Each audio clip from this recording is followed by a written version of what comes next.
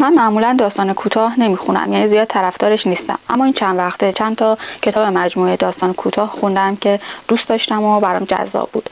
یکی از اونها کتاب عشق‌های زودگذر ماندگار از آندری سرگیوویچ مکین هست که نشر چشمه اون رو چاپ کرده، ترجمه آقای اسدالله امرایی. مکین نویسنده روسی فرانسویه که در سیبری به دنیا اومده، در اتحاد جماهیر شوروی رشد کرده و بعد از اون هم به فرانسه مهاجرت کرده.